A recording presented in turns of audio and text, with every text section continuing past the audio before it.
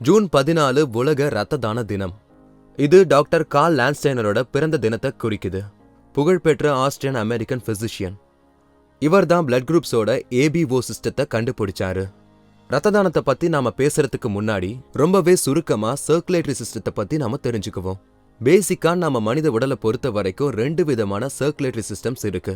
அது pulmonary circulation அப்புறம் systemic circulation. இந்த சர்க்குலேஷன் சிஸ்டம்ஸ் நம்ம இதயத்துல தான் சந்திக்குது. நம்ம இதயத்துல 2 சைட்ஸ் இருக்கு, right side and left side.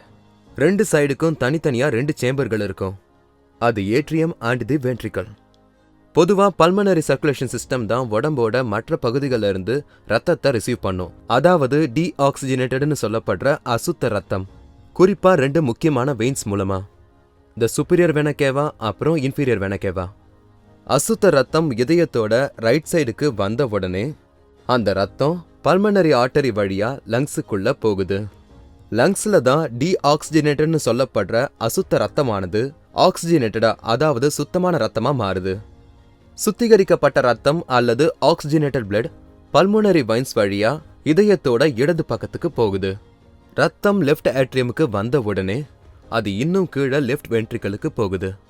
அப்புறம் இங்க தான் சுத்தமான ரத்தம் உடம்போட மற்ற பகுதிகளுக்கு டிஸ்ட்ரிபியூட் செய்ய தயாராகுது.